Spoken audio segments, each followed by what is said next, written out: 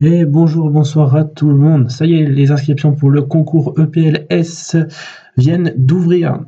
On a enfin une possibilité de s'inscrire, donc on est le 1er décembre jusqu'au 1er février, si je dis pas de bêtises, on verra les dates tout à l'heure. Alors aujourd'hui, ce qu'on va faire, c'est que, mieux vaut tard que jamais, on va décrire un petit peu la notice de l'EPLS. Bon, je vais passer très rapidement sur certaines choses qui sont que de la lecture, mais on va appuyer sur quelques points pour faire une petite fiche très synthétique, malgré le fait que ce petit livret soit déjà très synthétique.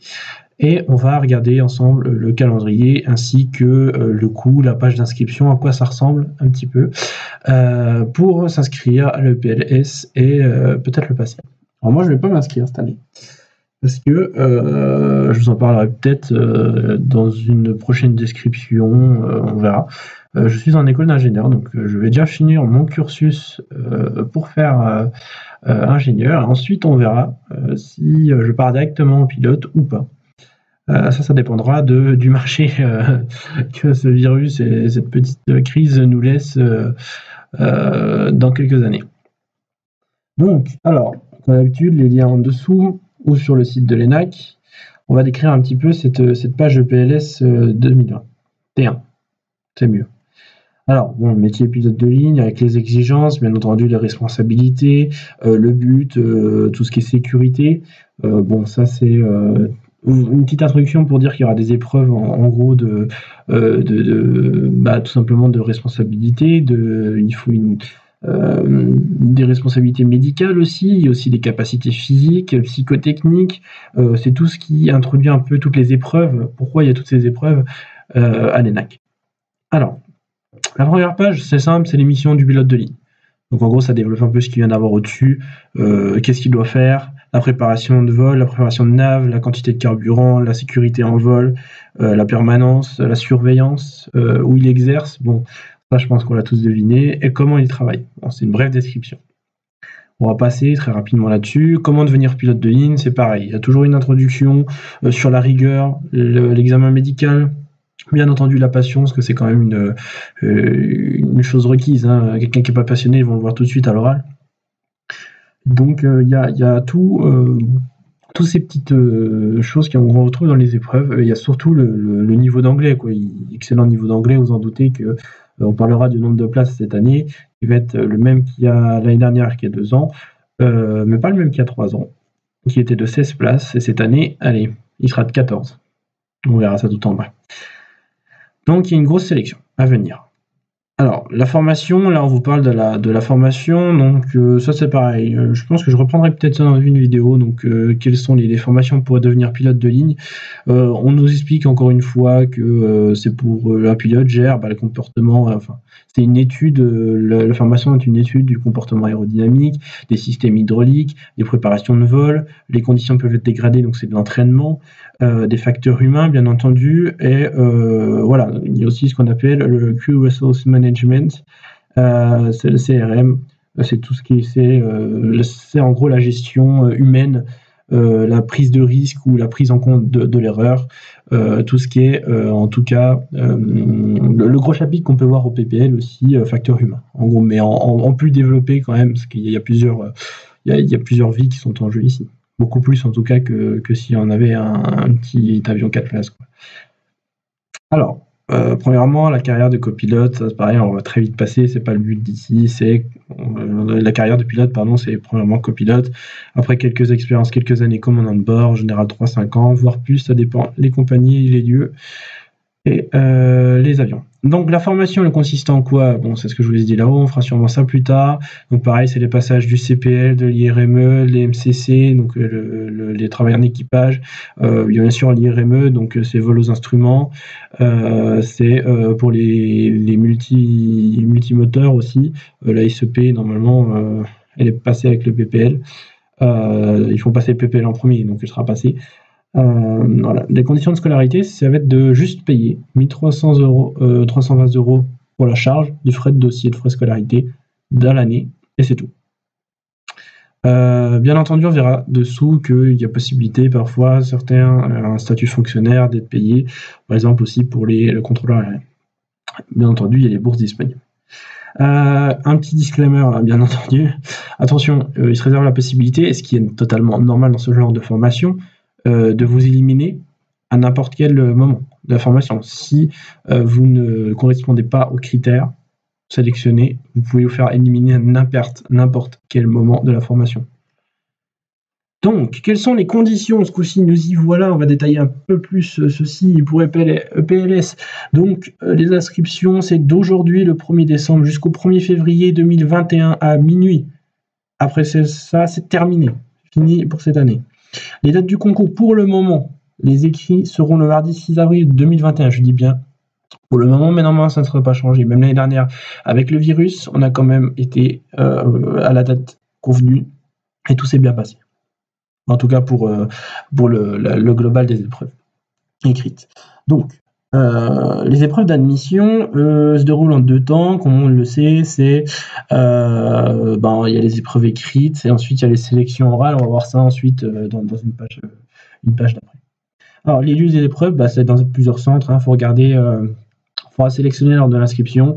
Il y a plusieurs centres, ils sont tous marqués ici, ou presque. Les dom-tom, il n'y a pas marqué dans dom-tom, faut regarder tout ça. Voilà, il faut se déplacer dans une ville, disons une grande ville, on va dire. Si vous venez de la campagne comme moi, ça sera des grandes villes, c'est sûr.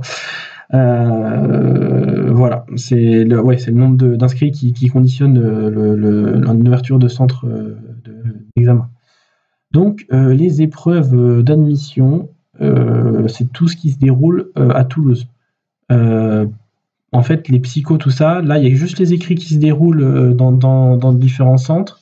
Une fois qu'on a passé les écrits, il faut se déplacer. Alors, les conditions, souvent des questions, beaucoup de questions là-dessus. Les conditions, déjà être ressortissant de l'Union européenne ou d'un autre État qui fait partie de l'accord de l'espace économique européen. Bon, politique, économie, c'est très clair. Avoir plus de 16 ans, moins de 23 ans, au 1er janvier de l'année du concours. Voilà pourquoi c'est très restreint.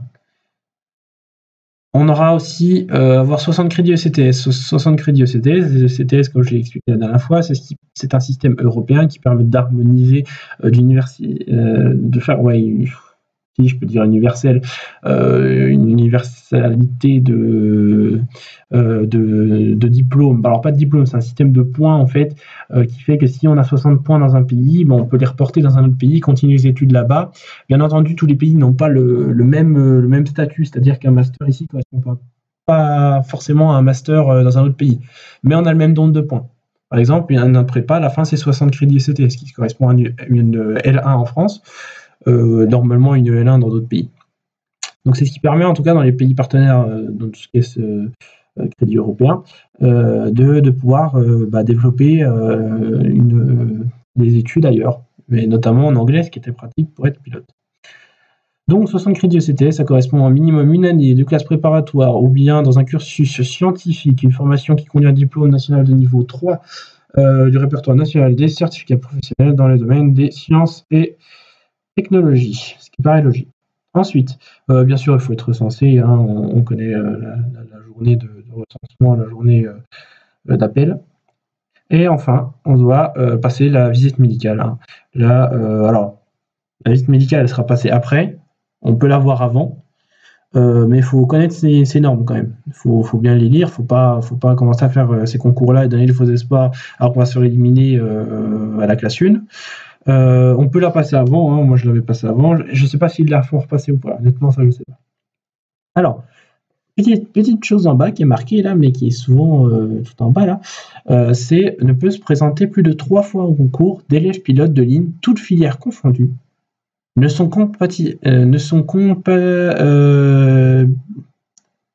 comptabilisées comme présentation que celles qui ont amené l'élimination d'un candidat lors d'une épreuve d'admission.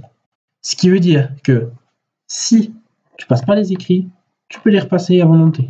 Un candidat, lors des épreuves d'admission, les épreuves d'admission se passent à Toulouse. Donc, quand on fait les épreuves d'écrit dans un centre, on se fait éliminer aux écrits, on ne peut pas aller aux admissions. On peut repasser l'écrit. Par contre, si on passe l'écrit et qu'on va aux admissions, ça comptera comme une chance. Voilà, ça c'est souvent les points qui qui sont demandés par les personnes. On a du mal à les trouver. Alors, les déroulements, ce coup-ci, évidemment, la petite introduction, alliée connaissances scientifiques, anglais, conditions morales, physique, c'est des gros critères de sélection. Donc, l'étape 1, c'est les épreuves écrites. Il y a 5 étapes. Le 6 avril, comme on l'a dit. Étape 2, 3, 4. En cas de succès aux épreuves écrites d'admissibilité, vous serez admis à aborder les épreuves d'admission.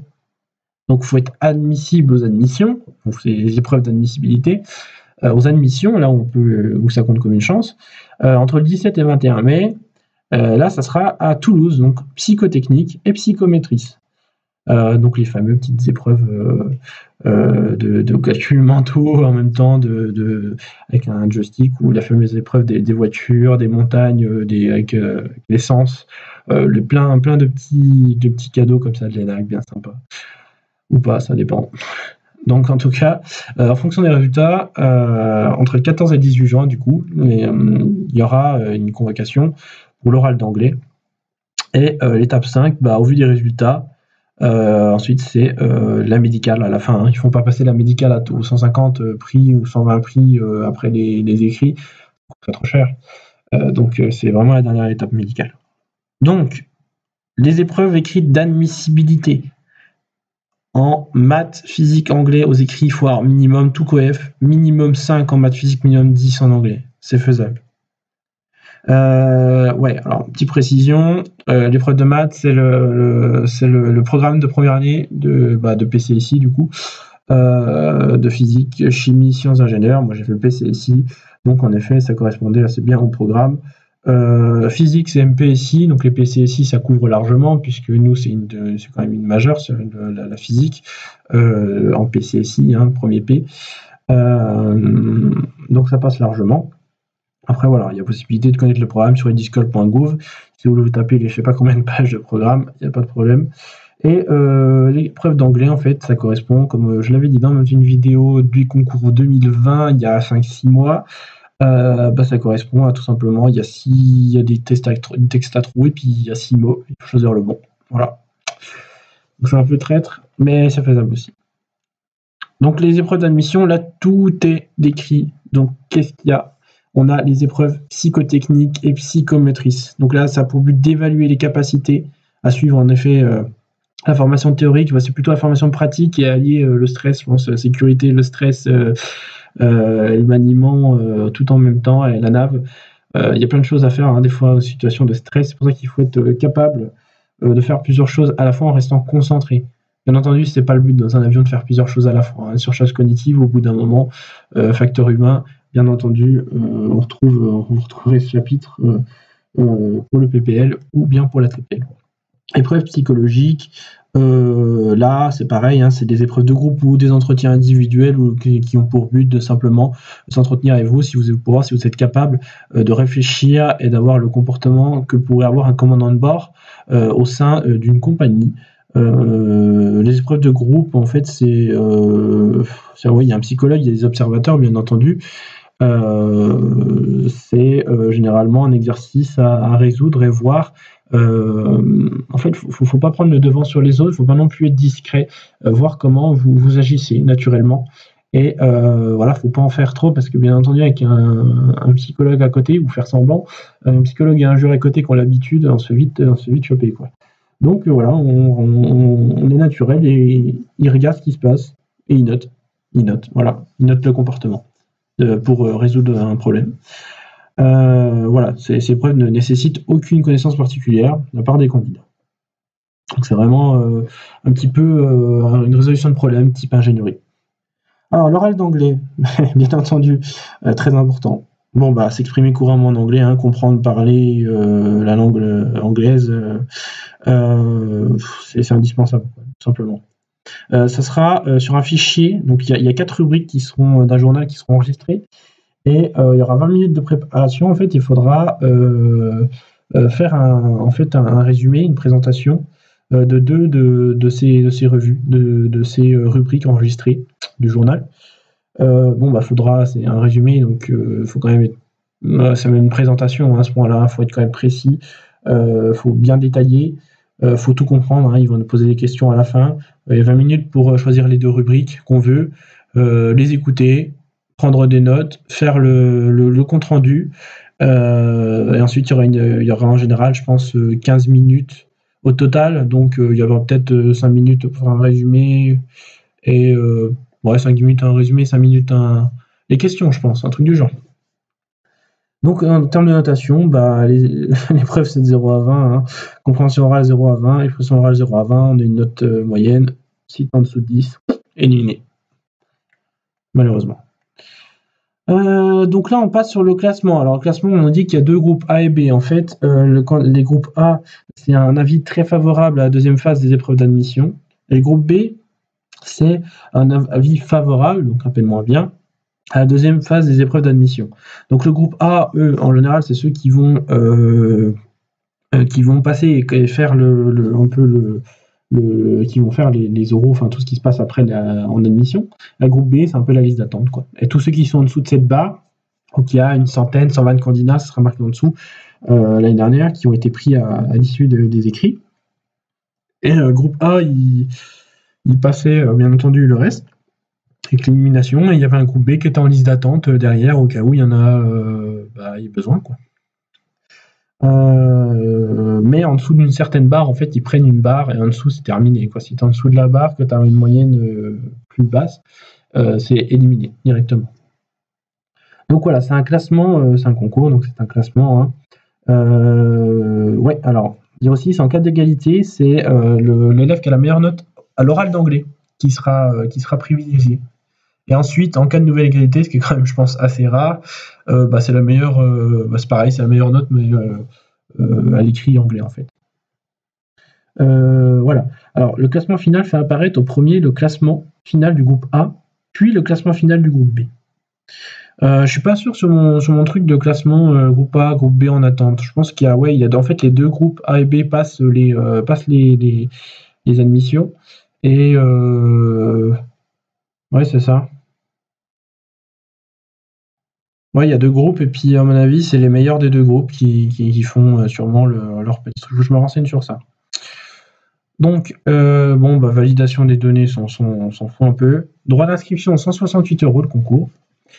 Paiement des frais d'inscription, ça c'est par carte bancaire. Après, il faut faire attention, si on est inscrit, il n'y a pas de remboursement ni rien. Hein. C'est vraiment on est inscrit. Et enfin, pour une adresse mail valide, cette année, 14 places. Voilà, ça tombe, 14 places. Bon, pareil que l'année dernière, l'année d'avant. Comme je vous l'ai déjà dit, hein, il y a 5-6 mois, on nous l'avait dit, hein, on était 1153, c'est ça. Il y a sous-admissible après l'écrit, donc 126. Donc eux, ils sont passés à l'admission, ils perdent une chance. Et il y en a 14 reçus à la fin. Origine des admis, SP, il y en a 7, SUP, il y en a 4, un G, il y en a 3. Voilà. Et pour en savoir plus, tous les contacts, et enfin la fin de la brochure. Donc là, on va se diriger sur le site de l'ENAC. Alors, comment on va directement aller sur LF Pilote de ligne. Comment on trouve tout ça? Bon, là, il y a toutes les formations PLU, PLP, ce qui est résumé. Quelques annales, d'ailleurs, c'est bien, 2018, 2019, 2020. Les notices détaillées, ici, le calendrier. Mais pour plus de choses, on peut cliquer sur inscription au concours. Là, on peut s'inscrire depuis là.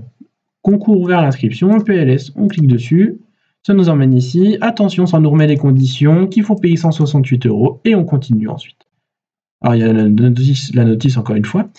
Et on continue. Et là, en général, c'est là que on va commencer à rentrer tout ça. Et derrière, vous devrez rentrer la formation dans laquelle vous êtes, vos coordonnées, bien entendu, payer les 168 €, valider du dossier, envoyer une preuve que vous êtes bien ressortissant européen, nationalité française, carte d'identité, etc. Toutes les formalités administratives habituelles. Et ensuite, vous recevrez, bien entendu, faites attention de bien recevoir la confirmation d'inscription. Voilà. Pour cette page-là, si on revient un petit peu en arrière, on a aussi d'autres choses qui sont intéressantes. Par exemple, CA, que je le présenterai aussi un jour. Si on est déjà inscrit, on peut se connecter. Sinon, on récupère le mot de passe aussi. On vous dira par mail. Hein, on vous enverra des mots de passe de toute manière. Enfin, quand je dis on, c'est eux plutôt. Les résultats, bon, bah ça, c'était ceux de l'année dernière encore, je crois. Les FAQ, tout ce qui peut vous aider. Et là, le calendrier, donc ce fameux calendrier que j'ai là. Il y a le calendrier concours, hein. Si on clique dessus, ça nous ramène à chaque fois sur la page, la fameuse page ici. Voilà, ça nous met ouvert du 1er décembre à minuit. Et là, il y a le calendrier complet, du coup. Calendrier complet qui rappelle toutes les ouvertures, toutes les modalités, les prérequis pour avoir fait pour passer ces concours. Par exemple, nous on veut EPL qui est ici EPLS, il faut avoir un bac+1 scientifique, mais il y a des fois, pour être un G, par exemple, ENAC ingénieur, il va falloir faire maths P, MP, PC, PSI ou PT. Donc c'est plus de la sélection. C'est voilà, c'est un des 4. Donc voilà, il y a toutes les informations là-dessus. Donc c'est pas plus compliqué que ça. Pour en tout cas les formations, ce tableau-là. Bon, là, il y a tout ce qui est CPGE, licence scientifique, C, admission en C. Bon, ça, c'est pas très important. Oui, C, c'est concours, mais ça, c'est toutes les informations complémentaires. Donc voilà pour ces petits concours EPLS. Bon, ça a été plus long, je pense, que prévu, mais c'était une description quand même. Bon, je pense que tout le monde sait lire, hein. J'avoue que je voulais juste faire un résumé synthétique. J'aurais dû le faire plus rapidement, je pense. Mais bon, au moins ça décrit, tout est clair, tout est lu et tout est sorti. Vous savez comment vous inscrire, ce qui vous attend. Et moi, je vous souhaite une très bonne chance pour ce concours EPLS. À bientôt.